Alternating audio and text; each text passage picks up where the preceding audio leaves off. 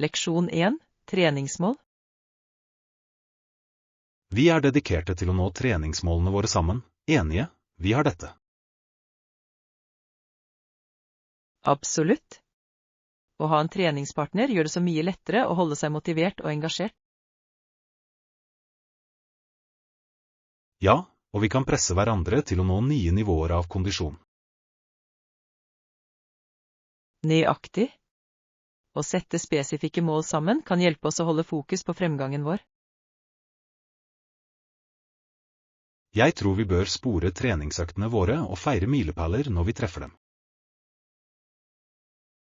Det er en god idé. Det vil holde humøret høyt og minne oss om hvor langt vi har kommet. I tillegg kan det å inkludere morsomme aktiviteter i rutinen vår gjøre det hyggelig. Jeg er enig. La oss prøve forskjellige klasser eller utendørsaktiviteter for å holde ting friskt. Jeg er spent på denne reisen. Vi kan definitivt støtte hverandre underveis. Leksjon 2. Autentisitet i forbindelser. Alle skal bare være seg selv og finne felles interesser. Autentisitet er nøkkelen til å danne forbindelser. Absolutt. Når folk er ekte, skaper en mer behagelig og åpen atmosfære. Ja, og det gir mulighet for dypere samtaler og sterkere relasjoner. Jeg er helt enig. Å dele sanne interesser kan føre til meningsfulle forbindelser. Nøyaktig. Det er så forfriskende å møte mennesker som er åpne og ærlige om hvem de er. Ja, og det oppmuntrer andre til å være seg selv også, og fremmer et positivt miljø. Jeg tror vi alltid bør strebe etter å være autentiske i vår interaksjon med andre. Definitivt. Autentisitet bygger ikke bare tillit, men beriker også våre sosiale opplevelser. Jeg er glad vi er på samme side om dette. Det er viktig for å bygge sterke relasjoner. Leksjon 3. Konferansespenning. God morgen. Er du her på konferansen på Samfunnshuset denne helgen? Ja, det er jeg. Jeg er veldig spent på foredragsholderne og emnene de vil dekke. Jeg også. Jeg synes det er en fantastisk mulighet til å lære å nettverke med andre innen vårt felt. Absolutt. Variasjonen av økter skal gi verdifull innsikt og inspirasjon. Ja, og jeg ser frem til workshopene der vi kan engasjere oss aktivt. Jeg er enig. Det er en fin måte å forbedre ferdighetene våre møter likesinnede. La oss sørge for å delta på de øktene som interesserer oss mest og ta notater. Definitivt. Jeg er spent på å dele det vi lærer med hverandre etterpå. Jeg kan ikke vente til konferansen begynner. Det kommer til å bli berikende. Leksjon 4. Bakergodbiter. Vil du ha noe fra bakeriet? De har ferskt brød og bakverk som lukter fantastisk. Ja, jeg vil gjerne ha ferskt brød. Ingenting slår smaken av varmt, sprø brød. Jeg er helt enig.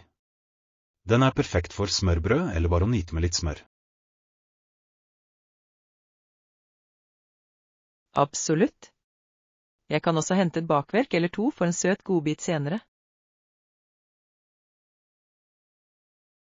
Det høres herlig ut. Jeg skal definitivt ta et par bakverk også, de er vanskelige å motstå. Ja, og det er hyggelig å unne oss selv en gang iblant. Nøyaktig. La oss sørge for å sjekke ut deres spesielle varer, de har ofte sesongmessige smaker. Flott idé. Jeg gleder meg til å se hvilke deilige alternativer de har i dag. Denne turen til bakeriet kommer til å bli så givende. Leksjon 5. Gresskarutskjæring. Vi skar ut ansiktet med en kniv, og jakkolanternen vår ser morsom ut. Det høres ut som en morsom tid. Jeg elsker hvor kreativ du kan bli med gresskarutskjæring. Ja, det er en så fin måte å uttrykke personlighetene våre og ha en latter. Absolutt. Hver jakkolanterne forteller en historie, spesielt med sære ansikter. Jeg er enig. Det er alltid underholdende å se hvordan forskjellige mennesker nærmer seg designene deres. Ja, og det beste er å lyse dem opp om natten, det bringer dem til live. Nøyaktig. Jeg gleder meg til å se hvordan vårt ser ut når lyset flimrer inni. Jeg tror det kommer til å bli et høydepunkt for Halloween-dekorasjonene våre. Definitivt. La oss gjøre gresskarskjæring til en tradisjon hvert år. Leksjon 6. Samfunnspåvirkning. Ettersom historier om angrep tar sin toll, er barn og gamle blant dem som er mest berørt av virkningen. Ja, det er hjerteskjærende å se sårbare befolkninger lide under slike kriser. Absolutt. De bærer ofte hovedtyngden av konsekvensene, noe som er dypt bekymringsfullt. Jeg er enig. Det fremhever behovet for samfunnsstøtte, oppsøking i vanskelige tider. Ja, og bevisstgjøring om deres kamper kan føre til mer hjelp og ressurser. Nøyaktig. Det er viktig for lokalsamfunn å komme sammen og støtte de som trenger det. Jeg tror frivillighet eller dønning til lokale veldedige organisasjoner kan utgjøre en betydelig forskjell. Definitivt. Hver liten bit hjelper, og det oppmuntrer til en ånd av solidaritet. Jeg er glad vi diskuterer dette. Det er viktig å holde seg informert og proaktiv. Leksjon 7. Uvanlige oppdagelser. Men han ba meg åpne den enda bredere. Snart begynte han å rote rundt for å se om jeg hadde gått glipp av noe. Det høres spennende ut. Hva prøvde du å avdekke? Jeg utforsket en gammel kiste jeg fant på loftet, og den var fylt med interessante gjenstander. Wow! Gamle kister kan inneholde slike unike skatter, det må ha vært spennende å grave igjennom. Ja, jeg fant noen gamle brev og fotografier som fortalte historier om en fortid jeg ikke visste om. Det er fantastisk. Det er som å avdekke et stykke historie rett i ditt eget hjem. Nøyaktig. Det fikk meg til å sette pris på historiene og minnene knyttet til disse elementene. Jeg elsker det. Det er utrolig hvordan gjenstander kan koble oss til fortiden vår. Jeg er enig. Jeg tror vi bør utforske flere skjulte hjørner i hjemmene våre for å se hva vi kan finne. Leksjon 8. Forbedre ferdigheter. Jeg ønsker å forbedre kommunikasjons- og lederferdighetene mine, siden jeg tror de er avgjørende for personlig og profesjonell vekst. Det høres ut som et fantastisk mål. Effektiv kommunikasjon kan virkelig forbedre relasjoner og teamarbeid. Absolutt. Jeg tror sterke lederegenskaper kan bidra til å inspirere andre og skape et positivt miljø. Ja, Å være en god formidler lar deg formulere ideene dine klart og trygt.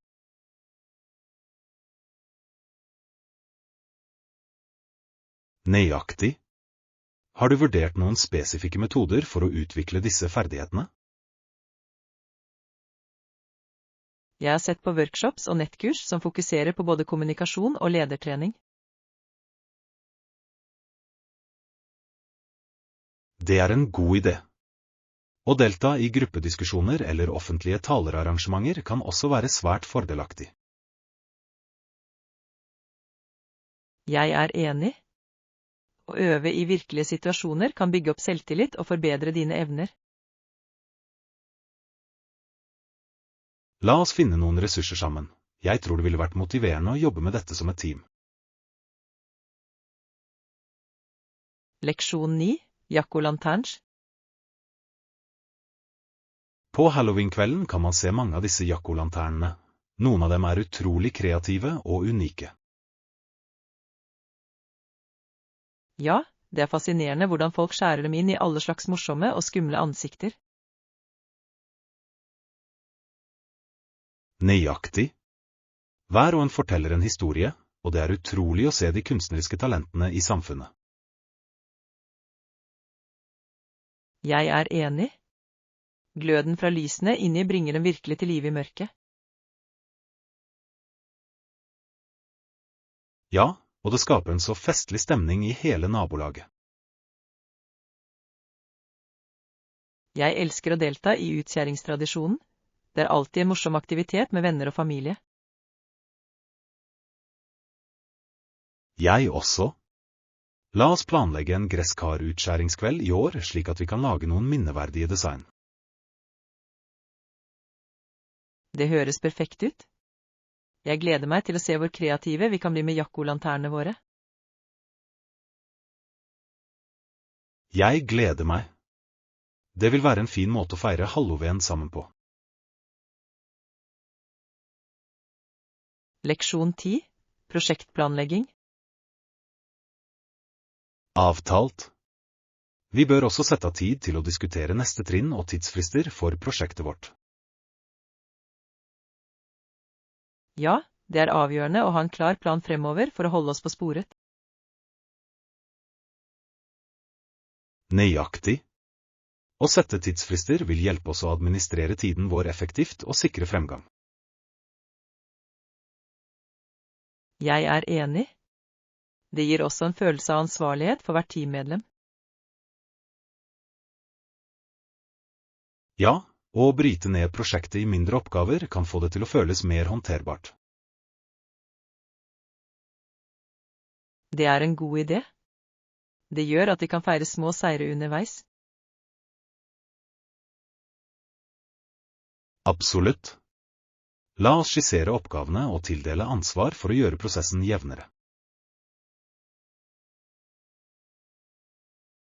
Flott plan. Jeg tror vi vil kunne jobbe effektivt med en solid struktur på plass.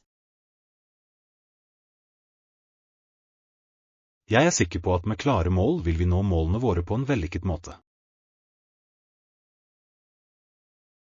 Leksjon 11. Besøker slottet. Det høres interessant ut. I så fall bør du besøke det berømte slottet i byen. Det er virkelig et landemerke i historien. Jeg vil gjerne. Hva kan du fortelle meg om det? Jeg har hørt at den har en fascinerende historie.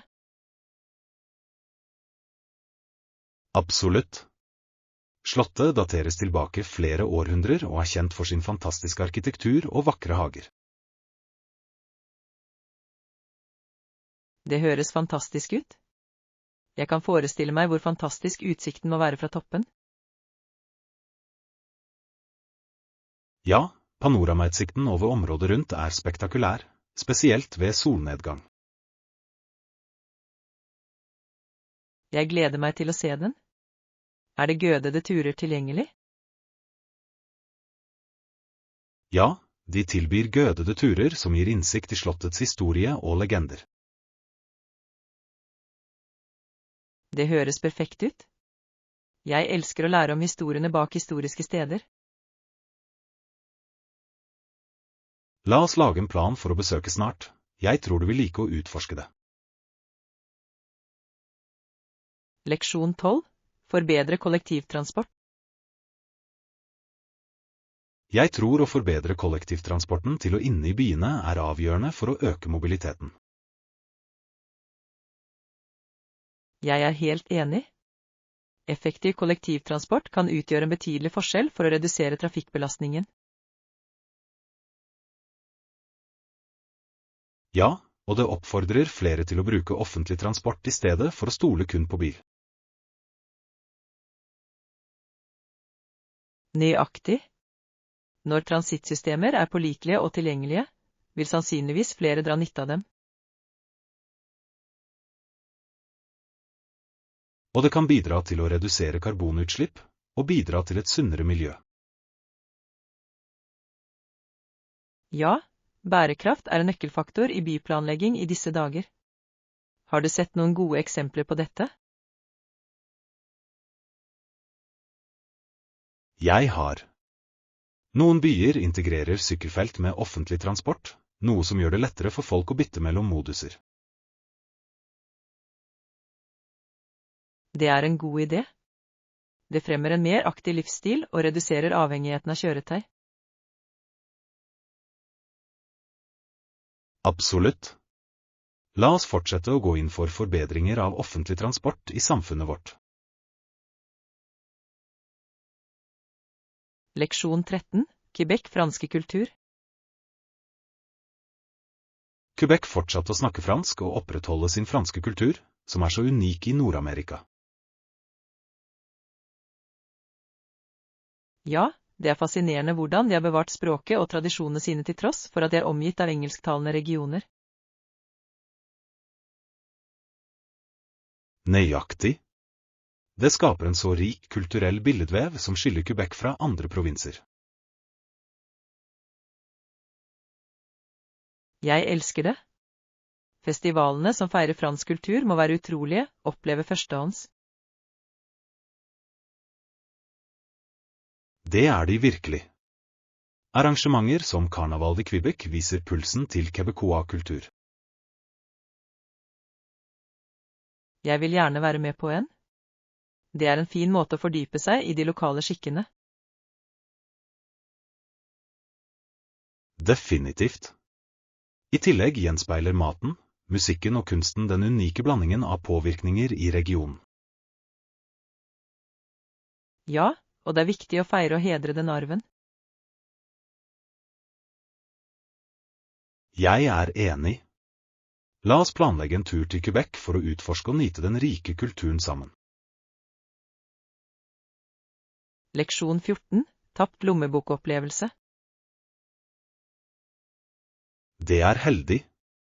Jeg mistet en gang lommeboken min på en buss, men heldigvis var det noen som returnerte den til meg. Wow, det er en lettelse. Det er utrolig hvor ærlige folk kan være noen ganger. Jeg vet. Jeg var så bekymret da jeg skjønte at den var borte, men å få den tilbake var en stor lettelse. Absolutt. Det gjenoppretter troen din på menneskeheten når folk gjør det rette. Nøyaktig. Jeg tror den erfaringen lærte meg å være mer forsiktig med eiendelene mine. Ja, og det får deg også til å sette pris på fremmede menneskers vennlighet. Definitivt. Jeg prøver alltid å betale den fremover når jeg kan. Det er en flott tankegang. La oss alltid huske å spre godhet, akkurat som den personen gjorde for deg. Jeg er enig. Små handlinger kan utgjøre en stor forskjell. Leksjon 15. Omvisning i fossen. Loading.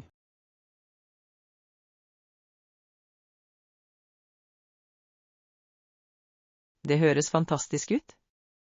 Jeg har hørt at de er fantastiske, spesielt fra nært hold.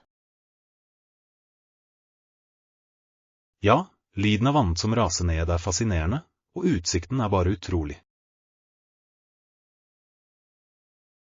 Jeg gleder meg til å se den. Finnes det noen gode steder å ta bilder? Absolutt. Det er flere utsiktspunkter som gir fantastiske bakgrunner for bilder. Det er perfekt. Jeg elsker å fange vakre øyeblikk når jeg reiser. Ja, og jeg tror vi bør planlegge å gå tidlig om morgenen for å unngå folkemengdene. Flott idé. Det vil også gi en mer fredelig opplevelse. La oss sette en dato for eventyret vårt. Jeg vet du kommer til å elske det. Leksjon 16. Snert mens du venter. Kanskje vi kan få noe å spise mens vi venter. Hvordan høres det ut? Det høres ut som en god idé. Det er alltid hyggelig å ta matbit og slappe av litt. Nøyaktig. Det kan være noen flotte lokale steder i nærheten som vi kan sjekke ut. Ja, å prøve lokal mat er alltid et eventyr i seg selv. Jeg er enig. Det legger til den generelle opplevelsen av turen vår. La oss slå opp noen anbefalinger før vi drar ut. Flott plan. Jeg er spent på å oppdage noe nytt og deilig. Jeg også. Det kommer til å bli en morsom måte å fordrive tiden på mens vi venter. Jeg gleder meg til å se hva vi finner. Leksjon 17. Remote work value. Verdien og effektiviteten av fjernarbeid har virkelig kommet frem i lyset i disse tider. Jeg er enig. Det har vært interessant å se hvordan bedrifter har tilpasset seg denne nye måten å jobbe på. Ja, mange mennesker har funnet ut at de kan være like produktive, om ikke mer, hjemme. Nøyaktig. Det gir større fleksibilitet og kan føre til bedre balanse mellom arbeid og privatliv. Definitivt. Jeg tror dette skiftet har endret hvordan vi ser på tradisjonelle kontormiljøer. Ja, og det er flott å se at mange arbeidsgivere omfavner alternativer for fjernarbeid. Jeg er enig. Det åpner muligheter for folk som kanskje ikke er i stand til å pendle daglig. Absolutt. Det er en vinn-vinn for både ansatte og arbeidsgivere hvis det administreres godt. Jeg tror vi bør fortsette å utforske fordelene og utfordringene ved fjernarbeid. Leksjon 18. Historisk bevissthet. For det andre sier vi til mine favorittvenner, chartistene og suffrasjettene, alle dine kamper for å få kontroll over fortellingen. Det er et interessant perspektiv. Bevegelsene deres var så sentrale i utformingen av samfunnet. Nøyaktig. Det er viktig å anerkjenne det harde arbeidet og ofrene de har gjort for fremgang. Ja, å forstå deres kamper hjelper oss å sette pris på rettighetene vi har i dag. Jeg er enig. Vi bør hedre deres arv ved å fortsette å gå inn for likestilling. Absolutt. Det er viktig å fortsette å presse på for endring og bevissthet i lokalsamfunnene våre. Ja, og å dele historiene deres kan inspirere fremtidige generasjoner til å fortsette kampen. Jeg elsker den ideen. La oss planlegge en diskusjon eller begivenhet for å fremheve bidragene deres. Det høres perfekt ut. Det kommer til å bli en styrkende opplevelse for alle involverte. Leksjon 19. Bekymringsløst liv. Å være ung er kjent for å være en av de mest bekymringsløse periodene i en persons liv, så lenge du holder tritt med dine forpliktelser. Det er sant. Det er viktig å nyte friheten samtidig så vi er oppmerksomme på våre plikter. Nøyaktig. Å balansere moro og ansvar kan føre til et tilfredsstillende liv. Ja, og de bekymringsløse øyeblikkene skaper ofte de beste minnene. Jeg er enig. Det handler om å få mest mulig ut av denne tiden uten å miste av syne det som er viktig. Absolutt. Vi bør verne om disse erfaringene og lære av dem etter hvert som vi vokser. Ja, å ha gode venner og dele disse øyeblikkene med gjør det enda bedre. Definitivt. La oss sørge for å planlegge flere eventyr mens vi kan. Jeg er alt for det. Det kommer til å bli en fin måte å nyte denne fasen av livene våre på. Leksjon 20. Street food adventure. Hei, jeg har hørt at gatematen her er fantastisk. Har du prøvd noen ennå? Ja, det gjorde jeg. Jeg hadde noen deilige tacos fra en leverandør nede i gaten, og de var fenomenale. Det høres utrolig ut. Jeg har alltid ønsket å prøve autentisk street taco. Hva gjorde dem så spesielle? De var full av smak, og påleggene var så friske, det føltes som en ekte smak av byen. Jeg elsker det. Gatemat har ofte en så unik stil sammenlignet med vanlige restauranter.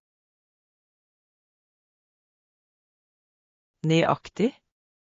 Det er noe med den uformelle atmosfæren som gjør det enda morsommere. Jeg er helt enig.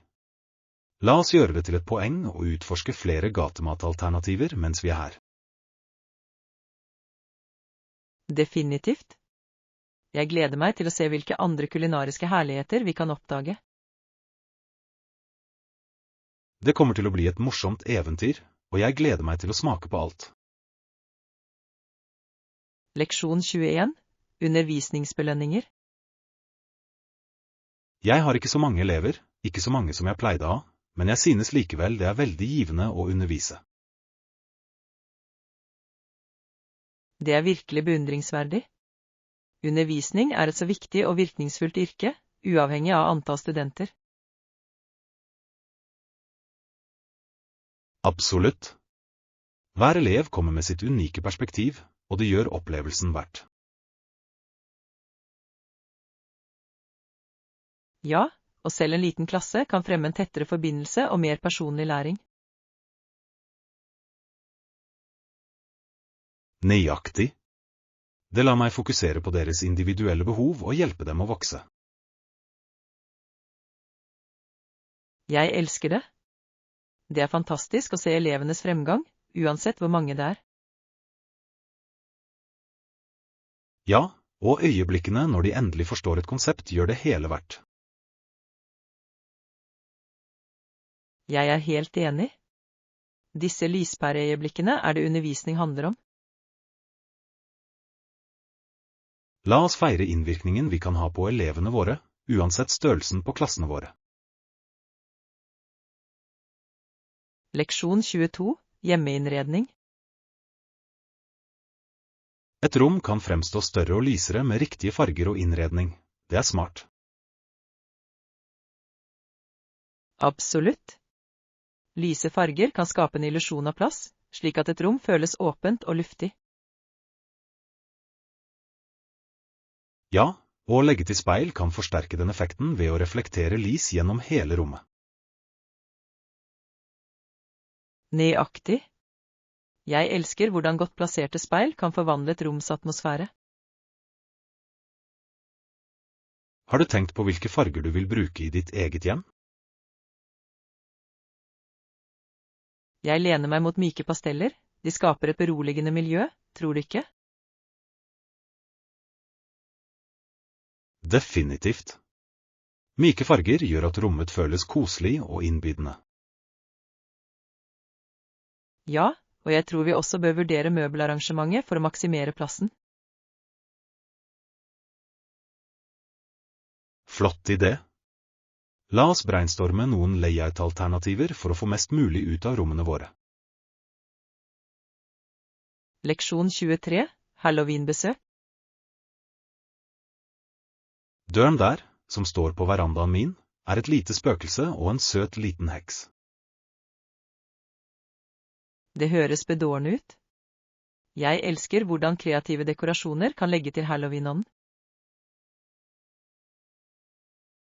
Nøyaktig.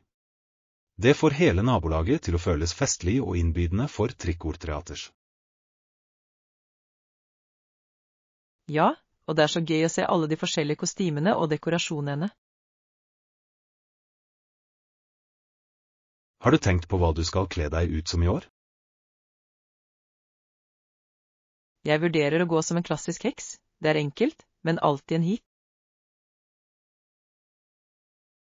Det høres gøy ut. Jeg tror jeg går for noe skummelt, som en vampyr. Perfekt. Vi bør koordinere kostymene våre for en morsom fotomulighet. Definitivt. La oss sørge for å fange de festlige øyeblikkene denne Halloween. Leksjon 24, økonomiske bekymringer. På den måten kan vi administrere det effektivt. Jeg er også bekymret for de økonomiske konsekvensene. Jeg forstår bekymringene dine. Det er viktig å være oppmerksom på budsjettet vårt i hver beslutning vi tar. Ja, spesielt når kostnadene kan øke raskt hvis vi ikke følger med. Nøyaktig. Planlegging fremover kan hjelpe oss å unngå uventede overraskelser senere. Jeg er enig. La oss lage et detaljert budsjett for å sikre at vi er forberedt på eventuelle utgifter. Det høres smart ut. Å ha en klar økonomisk plan kan redusere stress og holde oss fokuserte. Ja, og det kan også hjelpe oss med å prioritere utgiftene våre til det som virkelig betyr noe. Absolutt. Jeg synes vi bør vurdere våre økonomiske mål sammen. Jeg er med på det. La oss jobbe sammen for å lage en solid plan. Leksjon 25, grunnleggende bad.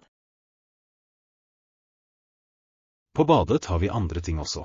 Det er et medisinskap som inneholder viktige ting. Det er praktisk.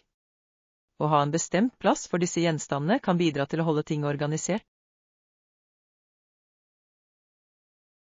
Absolutt. Det er viktig å ha rask tilgang til ting som førstehjelpsutstyr og toalettsaker. Ja, og det er lurt å jevnlig sjekke hva vi har og hva som må fylles på.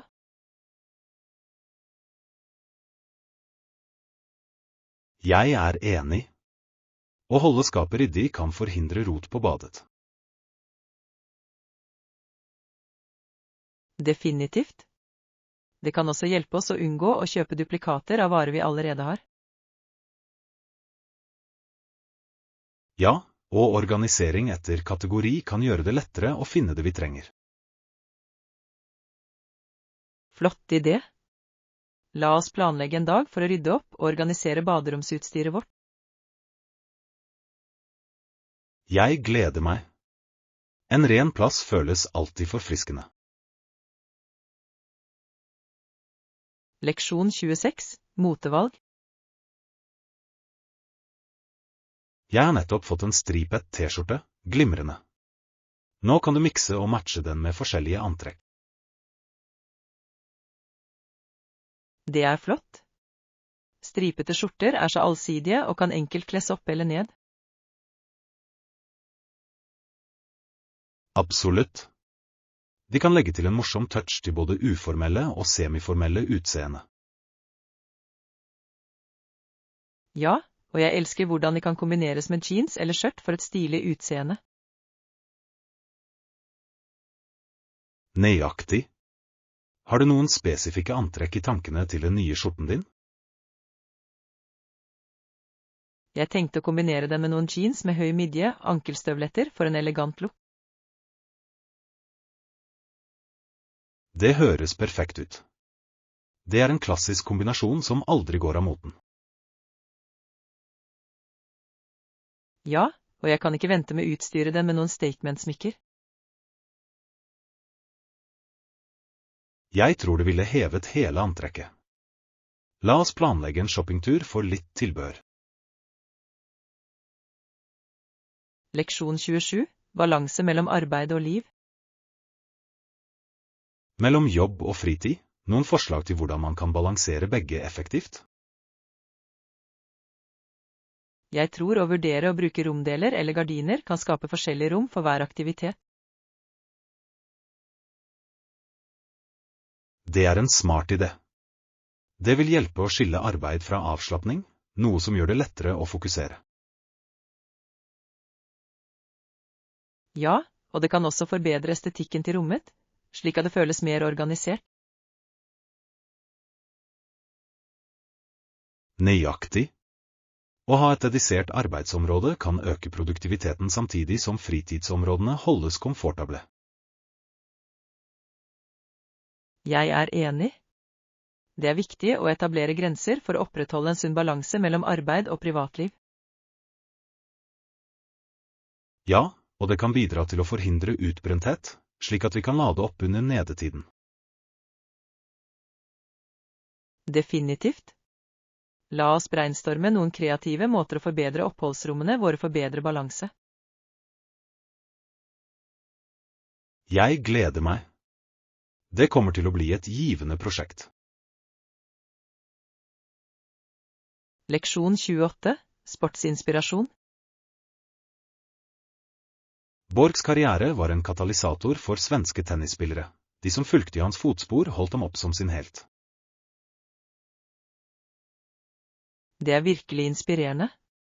Det er utrolig hvordan en idrettsutøver kan påvirke en hel generasjon. Absolutt.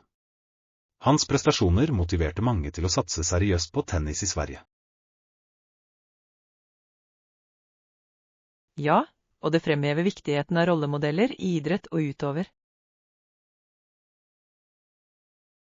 Nøyaktig.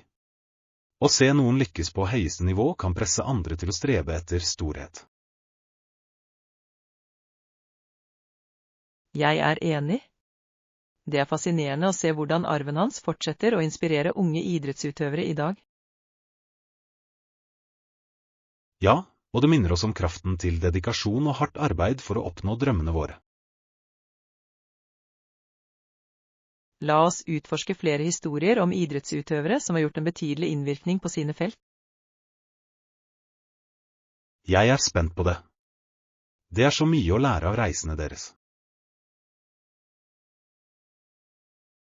Leksjon 29, turstier. Dens vakre stier høres fantastisk ut. Hvordan kan vi komme dit? Jeg tror det er en naturskjønn rute som fører direkte til stien, noe som gjør den enda mer tiltalende. Det høres flott ut. Jeg elsker en kjøretur som tilbyr pittoresk utsikt underveis. Ja, og vi kan stoppe på forskjellige steder for å ta bilder av landskapet.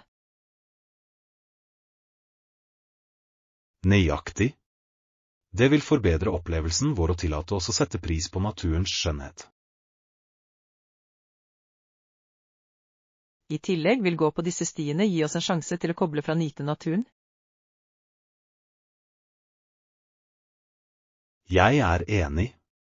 Det er en perfekt måte å lade opp og få litt trening på samme tid. La oss planlegge en dag for dette eventyret.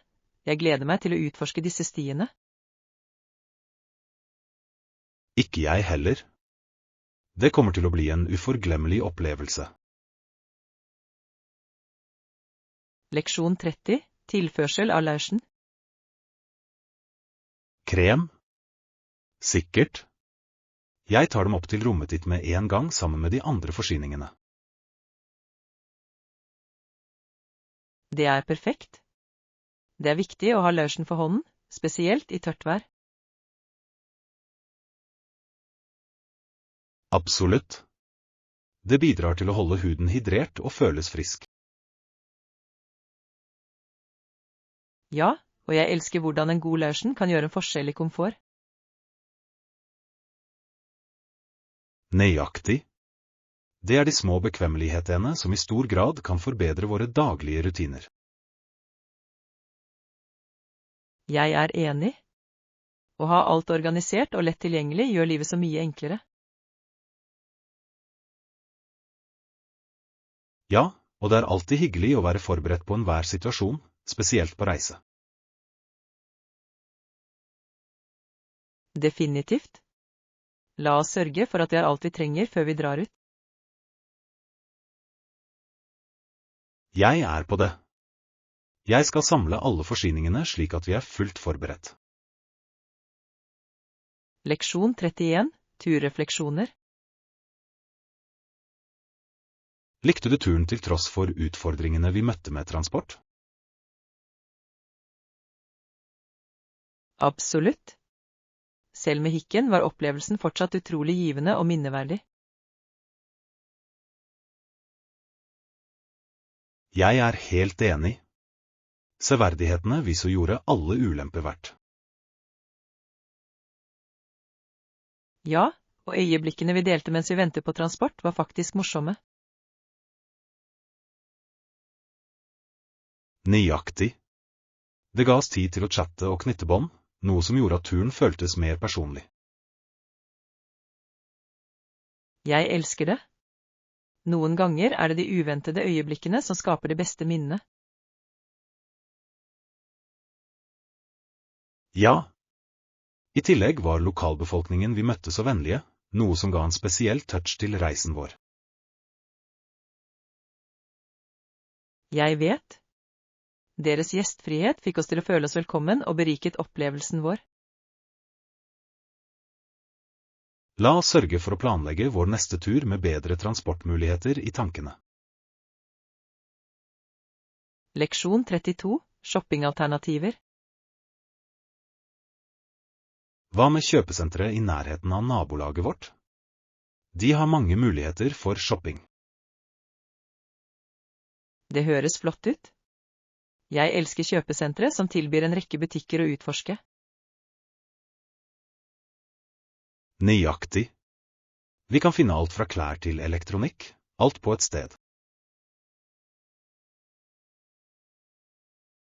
Ja, og det er alltid gøy å vindusshoppe, oppdage nye varer. I tillegg er det vanligvis noen gode tilbud å finne, spesielt under salg. Absolutt. Det er den perfekte muligheten til å gjøre noen kupp. Bør vi planlegge en shoppingdag denne helgen for å sjekke det ut? Det vil jeg gjerne. La oss lage en liste over hva vi ser etter for å holde fokus. Flott idé. Det blir spennende å se hva vi kan finne sammen. Leksjon 33, Street Food Adventure. De har et godt utvalg av gatemat. Høres bra ut, ikke sant? Hvilke varer er på listen din du må prøve? Jeg er definitivt spent på å prøve tacoen. Jeg har hørt at det er noen av de beste i området. Det høres deilig ut. Autentisk gatetaco er vanskelig å motstå. Nøyaktig. Jeg er også nysgjerrig på de lokale dessertene. Jeg har hørt at de er helt unike. Ja, en søt godbit for å avslutte måltidet høres perfekt ut. La oss sørge for å spare plass til det. Absolutt.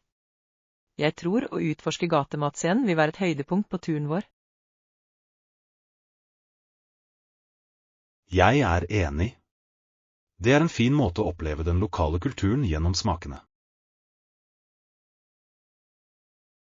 Ja, å prøve forskjellige matvarer kan føre til noen uventede kulinariske herligheter. La oss holde øynene åpne for lokale anbefalinger mens vi er der. Leksjon 34, teknologi i kommunikasjon. Teknologi har revolusjonert kommunikasjon. Det har faktisk brakt verden nærmere hverandre. Absolutt. Det er utrolig hvordan vi kan få kontakt med mennesker fra forskjellige land umiddelbart. Ja, og verktøy som videosamtaler får det til å føles som om vi er i samme rom, selv når vi er milevis fra hverandre. Jeg er enig. Det har endret hvordan vi opprettholder relasjoner og driver forretninger. Nøyaktig. Og tilgjengeligheten til informasjon har endret hvordan vi lærer og deler kunnskap. Ja, det er et kraftig verktøy for utdanning og bevissthet på global skala. Jeg tror vi bør utforske mer om hvordan teknologi fortsetter å påvirke kommunikasjon i livene våre. Definitivt.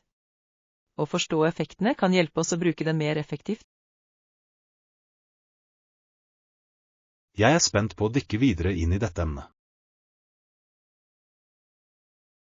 Leksjon 35, musikalske talenter. Hun spiller også vakkert piano. Jeg tok fløyte i musikktimen på skolen. Det er fantastisk. Det er utrolig hvordan musikk kan bringe mennesker sammen.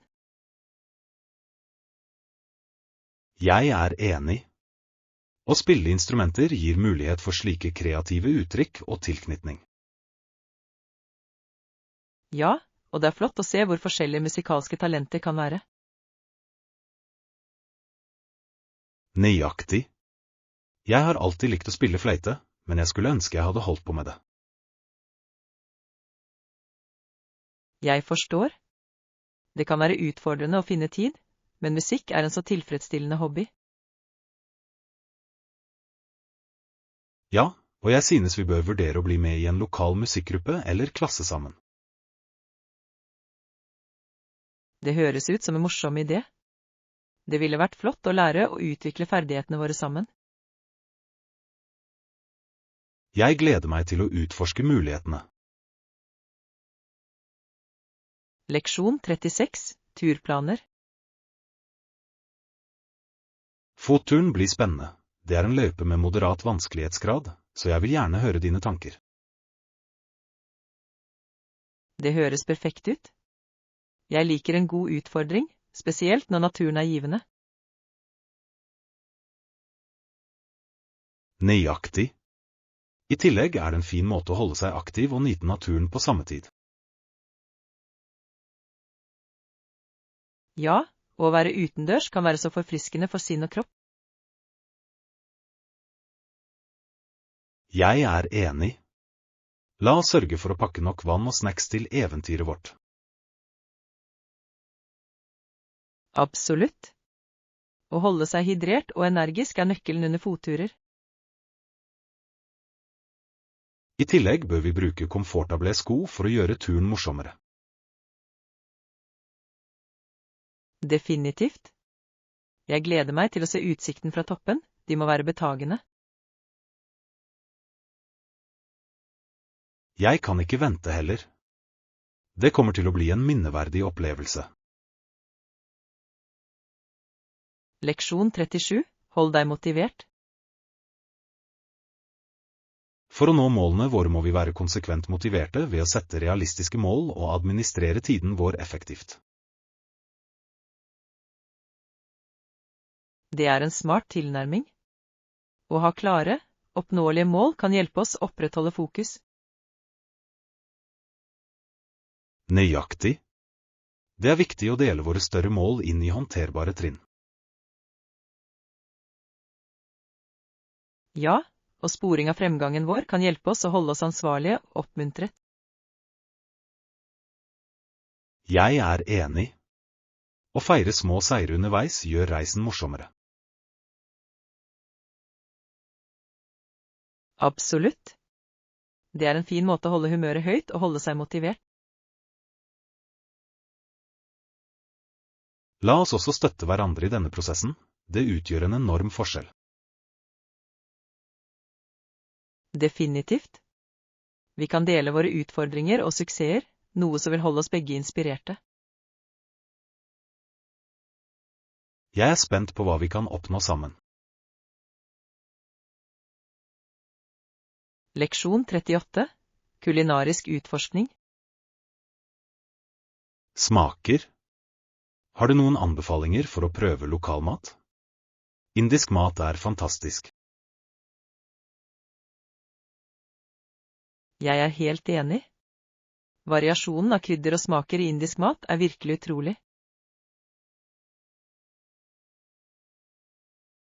Ja, og retter som butter chicken og samosas er alltid en hit. Absolutt. Jeg elsker hvordan hver region i India har sine egne spesialiteter å tilby. Nøyaktig.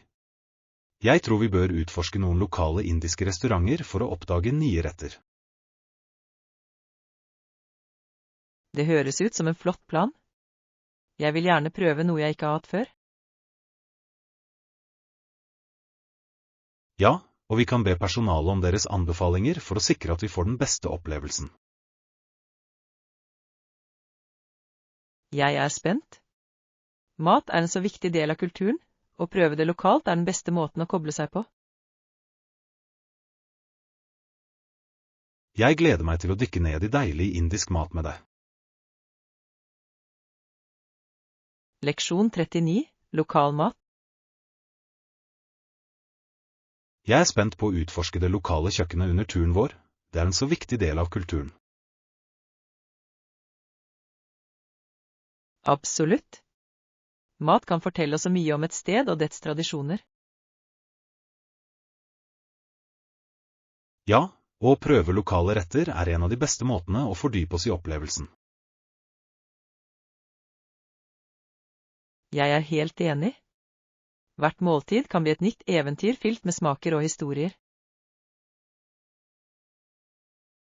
Nøyaktig. Jeg tror vi bør se etter populære lokale spisesteder når vi ankommer. Ja, og vi bør også vurdere å spørre lokalbefolkningen om deres favorittsteder å spise. Flott idé. De kjenner ofte de beste skjulte perlene som turister kan gå glipp av. Jeg kan ikke vente med å smake på alt, det kommer til å bli en så deilig reise. Ja. La oss sørge for å holde appetitten vår klar for alle de kulinariske herlighetene. Leksjon 40. Lad opp og fokuser. Å ta seg tid til å lade opp kan faktisk hjelpe deg med å opprettholde fokus i det lange løp. Absolutt. Det er viktig å finne den balansen mellom arbeid og hvile. Ja, uten skikkelige pauser er det lett å brenne ut og miste motivasjon. Nøyaktig. Korte pauser i løpet av dagen kan øke produktiviteten og kreativiteten. Jeg er enig. Jeg har funnet ut at å gå bort fra skrivebordet i noen minutter virkelig frisker opp tankene mine. Ja, og selv en rask spasertur ute kan gjøre underverker for energinivået ditt. Definitivt. La oss gjøre det til et poeng og oppmuntre hverandre til å ta disse pausene i travle dager. Det høres ut som en flott plan. Litt egenomsorg går langt. Jeg er spent på å implementere denne strategien. Det kommer til å hjelpe oss begge. Leksjon 41. Administrere oppgaver. Hva om jeg har for mange oppgaver å håndtere? Jeg har følt meg overveldet i det siste. I så fall bør du bryte dem ned i mindre, håndterbare oppgaver. Det kan virkelig hjelpe. Det høres ut som en god strategi. Noen ganger kan det være skremmende å bare se på en lang liste. Nøyaktig. Når du deler opp oppgaver i mindre trinn, gjør at de føles mye mer oppnåelige. Ja, og det kan faktisk hjelpe meg å holde fokus på én ting om gangen. Absolutt. I tillegg kan det krysse av for de mindre oppgavene gi deg en følelse av prestasjon. Jeg elsker den ideen. Det kan motivere meg til å fortsette hvis jeg kan se fremgangen min. Definitivt. La oss lage en plan sammen for å hjelpe deg med å organisere disse oppgavene effektivt. Loading.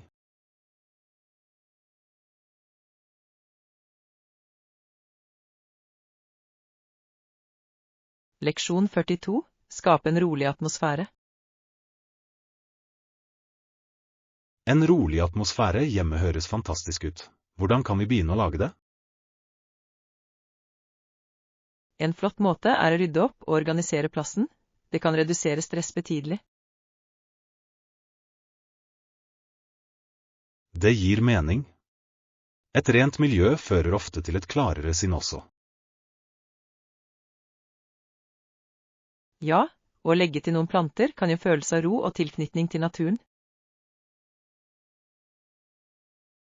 Jeg elsker den ideen. Planter kan også forbedre luftkvaliteten, noe som gjør rommet sunnere. Nøyaktig. Vi kan også vurdere å bruke dempet belysning for å skape en koselig atmosfære. Det er en flott tanke. Varmt lys kan virkelig endre stemningen i et rom. Ja, og å inkludere beroligende farger som blått og grønt kan legge til roen. Jeg er spent på dette. La oss sette sammen en plan for å forvandle våre boarealer. Leksjon 43. Organisering av overflater. Overflater i hjemmet mitt kan bli rotete ganske raskt. Jeg må finne en løsning. Jeg forstår det. Å holde overflater klare kan gjøre en stor forskjell i hvor organisert et rom føles. Nøyaktig. Jeg så også en med lang snor som hjelper til med å holde det ryddig. Det høres nyttig ut. En lang ledningsorganisator kan forhindre at søl med ledninger hoper seg opp.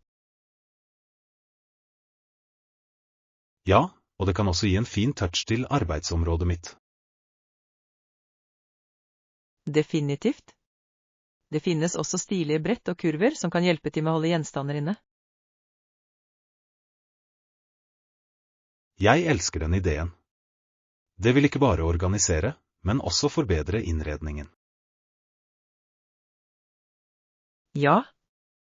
La oss brainstorme noen spesifikke måter å organisere forskjellige områder i hjemmene våre på. Jeg gleder meg. En ryddig plass vil hjelpe meg til å føle meg mer avslappet og fokusert. Leksjon 44. Forstå kroppsdeler. Fingrene mine er en del av hendene mine. Jeg har 10 fingre og 10 negler. Det er sant. Det er fascinerende hvordan hendene våre er så allsidige og essensielle for daglige gjøremål. Nøyaktig. De hjelper oss å uttrykke oss selv, enten gjennom kunst eller kommunikasjon. Ja, og fingerferdigheten til fingrene våre lar oss utføre intrikate oppgaver, som å spille et instrument. Absolutt. Jeg tror vi ofte tar for gitt hvor mye vi stoler på hendene våre. Jeg er enig. Det er viktig å sette pris på deres styrke og funksjonalitet hver dag. Ja, og å ta vare på hendene våre er avgjørende siden de gjør så mye for oss.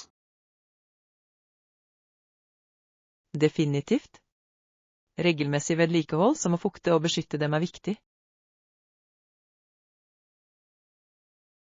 La oss minne hverandre på å holde hendene våre sunne mens vi utfører våre daglige rutiner.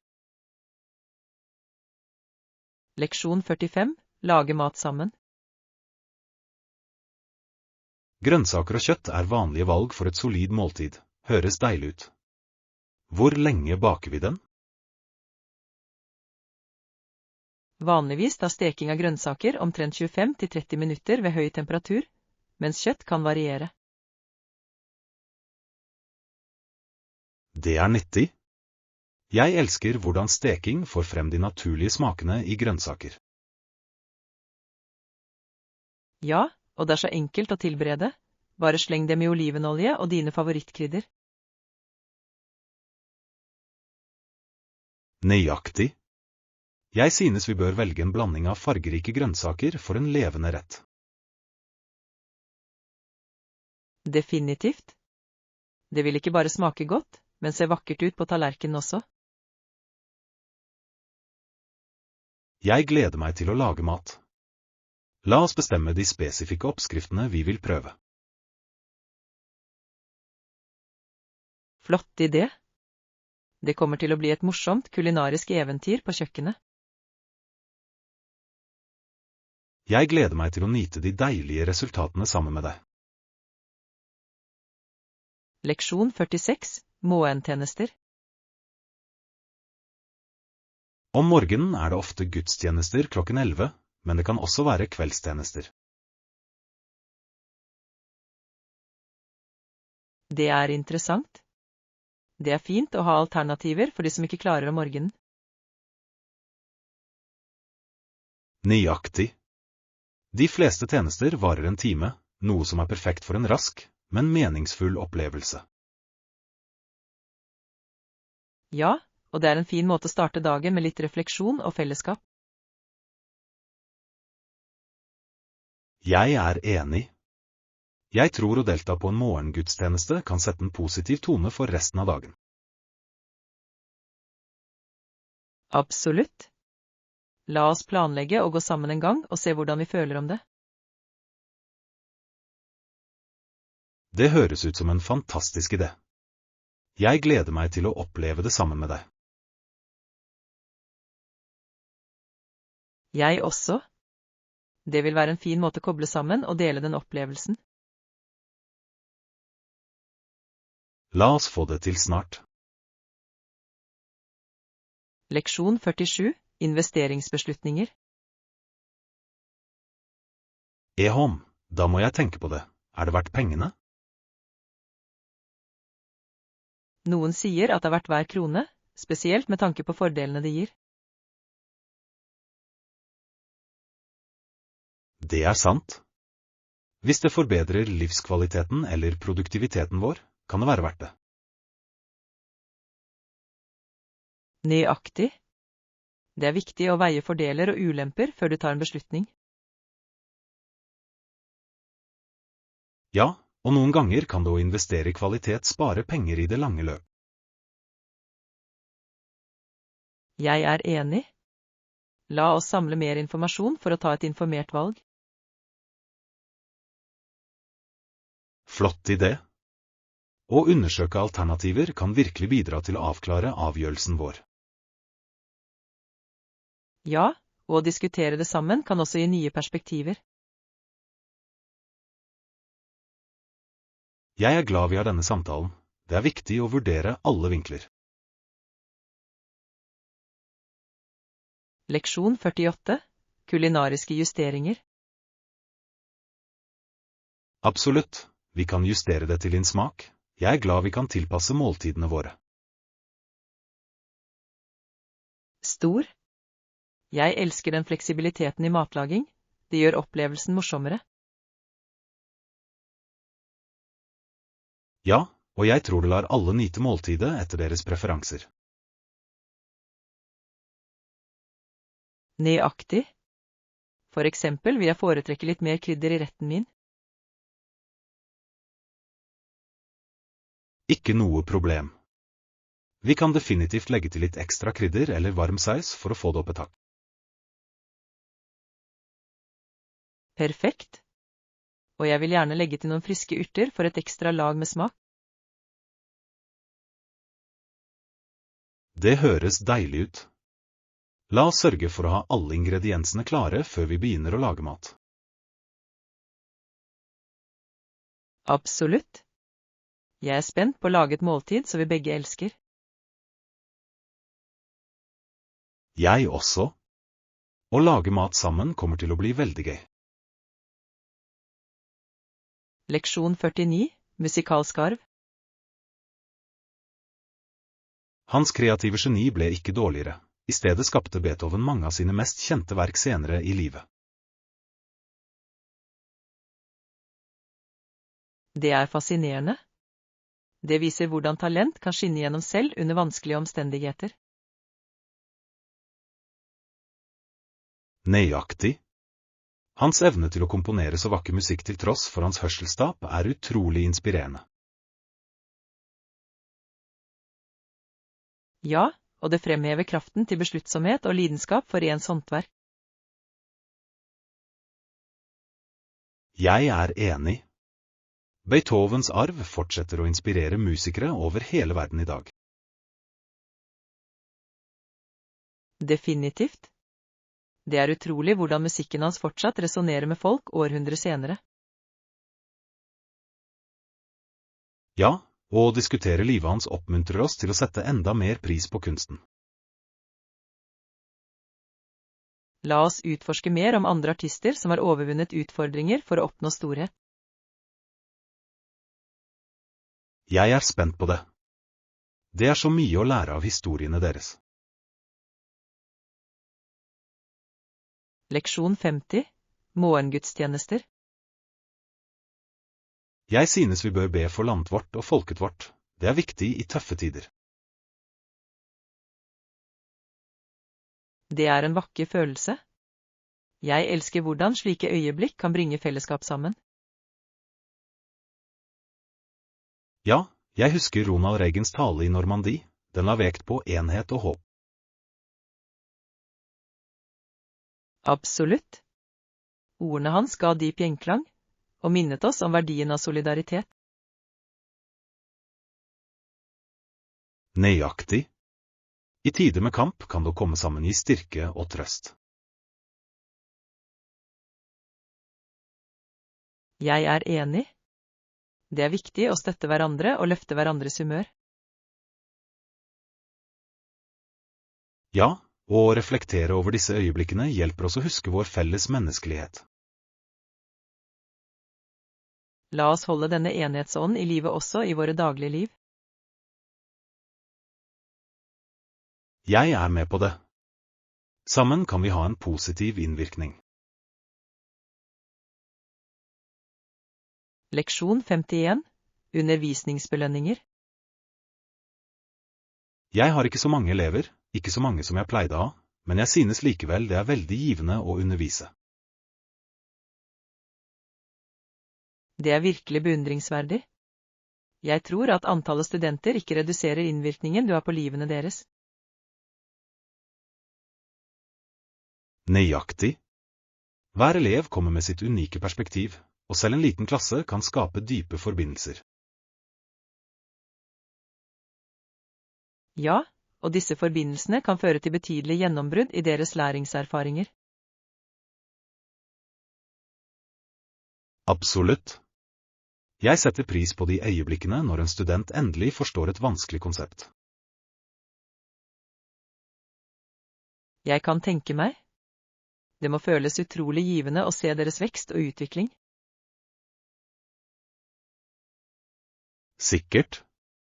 Det er de små seirene som holder meg motivert, selv på tøffe dager. Jeg elsker den utsikten. Å feire de små gevinstene er så viktig i utdanning.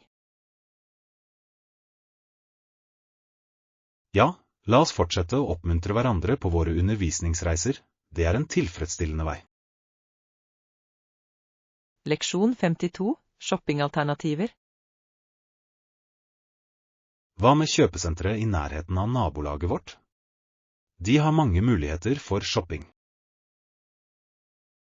Det høres flott ut. Jeg elsker kjøpesentre som tilbyr en rekke butikker å utforske. Nøyaktig. Vi kan finne alt fra klær til elektronikk, alt på et sted. Ja, og det er alltid gøy å vindusshoppe, oppdage nye varer. I tillegg er det vanligvis noen gode tilbud å finne, spesielt under salg. Absolutt. Det er den perfekte muligheten til å gjøre noen kupp. Bør vi planlegge en shoppingdag denne helgen for å sjekke det ut? Det vil jeg gjerne. La oss lage en liste over hva vi ser etter for å holde fokus. Flott idé. Det blir spennende å se hva vi kan finne sammen. Leksjon 53. Organisasjonstips.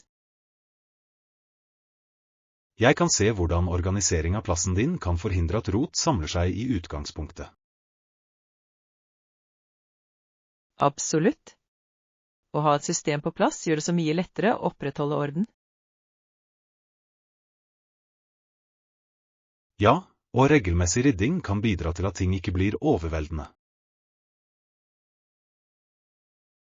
Nøyaktig. Det er utrolig hvor mye mer avslappet du føler deg i et ryddig miljø. Jeg er enig. Jeg har funnet ut at å bruke litt tid hver uke på å organisere gjør en stor forskjell. Ja, og det gir en følelse av prestasjon når alt er på plass. Jeg synes vi bør sette av litt tid til å takle våre rom sammen. Det høres ut som et morsomt prosjekt. La oss motivere hverandre underveis. Jeg gleder meg til å se hvor mye vi kan oppnå sammen. Leksjon 54. Halloween-moro. Døren der, som står på verandaen min, er et lite spøkelse og en søt liten heks. Det høres bedårende ut. Jeg elsker hvordan kreative dekorasjoner kan legge til Halloween-ånden. Nøyaktig. Det får hele nabolaget til å føles festlig og innbydende for trikkordteaters. Ja, og det er så gøy å se alle de forskjellige kostymene og dekorasjonene. Har du tenkt på hva du skal kle deg ut som i år?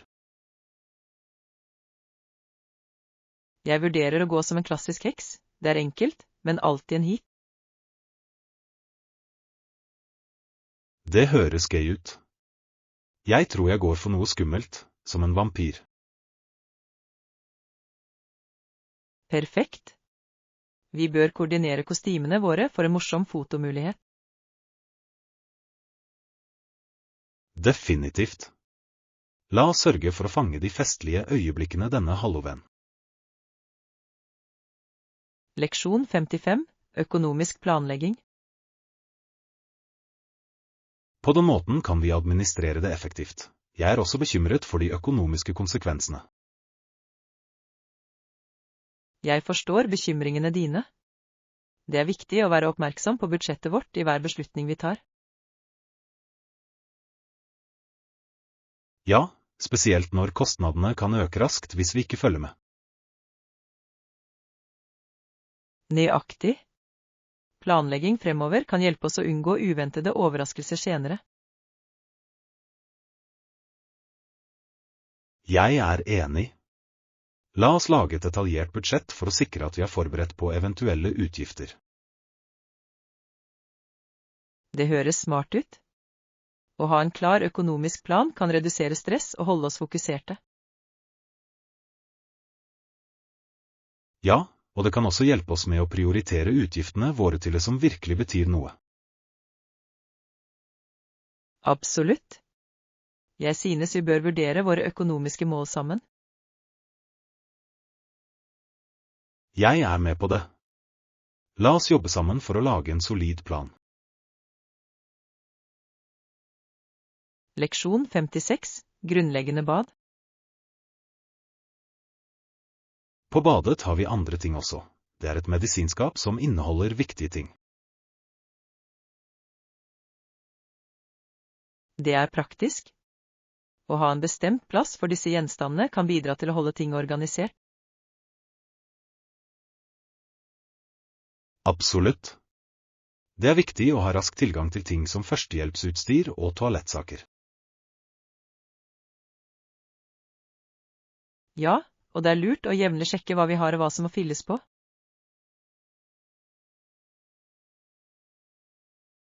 Jeg er enig. Å holde skapet ryddig kan forhindre rot på badet. Definitivt. Det kan også hjelpe oss å unngå å kjøpe duplikater av varer vi allerede har. Ja, og organisering etter kategori kan gjøre det lettere å finne det vi trenger. Flott idé. La oss planlegge en dag for å rydde opp og organisere baderomsutstyret vårt. Jeg gleder meg. En ren plass føles alltid forfriskende. Leksjon 57, motevalg. Jeg har nettopp fått en stripet T-skjorte, glimrende. Nå kan du mikse og matche den med forskjellige antrekk. Det er flott. Stripete skjorter er så allsidige og kan enkelt kles opp eller ned. Absolutt. De kan legge til en morsom touch til både uformelle og semiformelle utseende.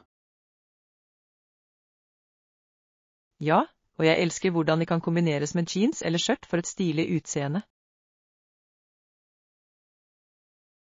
Nøyaktig.